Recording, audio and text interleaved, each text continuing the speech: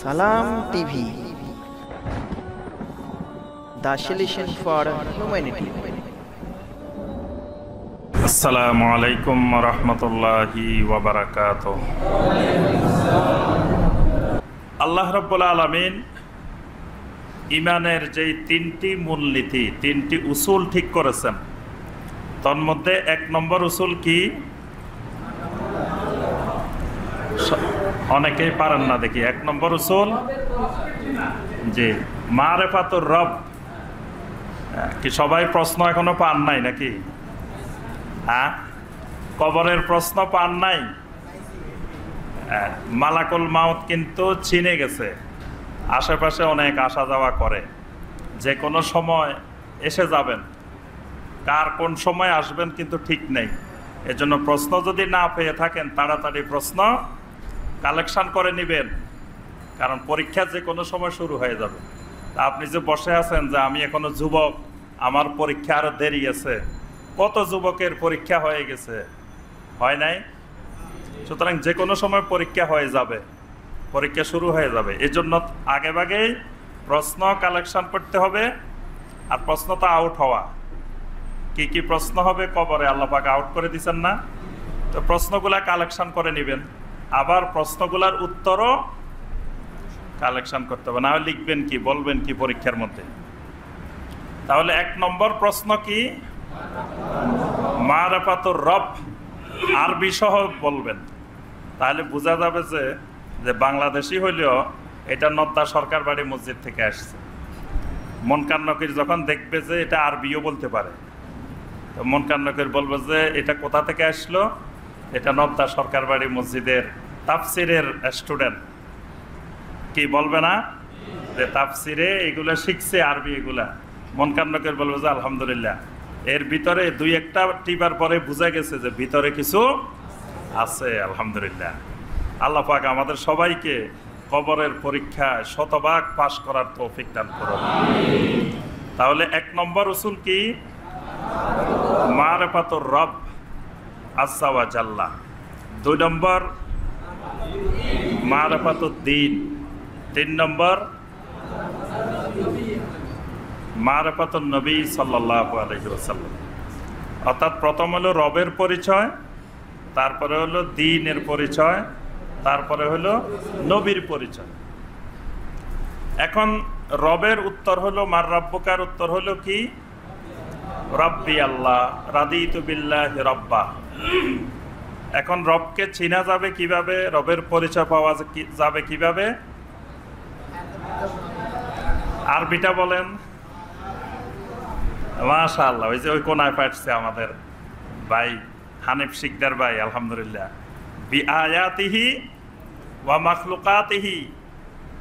মন কান্নাকে জিজ্ঞাসা করলে যে তুমি তোমার রব যে আল্লাহ, এটা চিনলা কিভাবে, জানলে কিভাবে?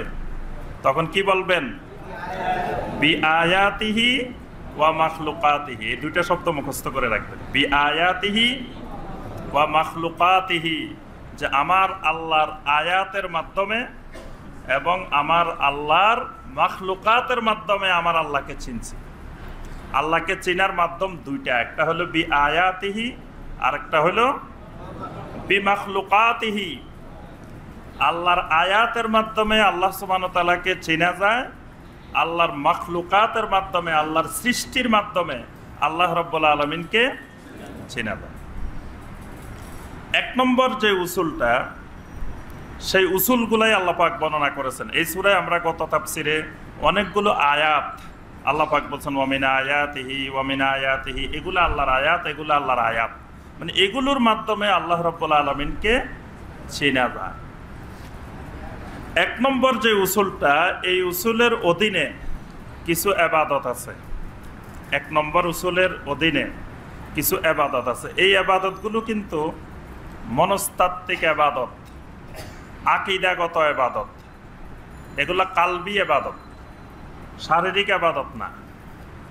এক নম্বর উসুলের আন্ডারে যে ইবাদতগুলো, এই ইবাদতগুলো কালবি ইবাদত, ঈমানি ইবাদত। দুই একটা ইবাদতের নাম বলেন তো দেখি। জি, হ্যাঁ, আল এনাবা, মাশাআল্লাহ, কঠিনটা যাতে পারছে সহজগুলা ইনশাল্লাহ পারবেই। এটা হলো সবচেয়ে কঠিনটা, যেটা আমাদের দেশের 99% মুসলমানে শুনে নাই। একটা ইবাদত আছে যেটার নাম হলো আল এনাবা।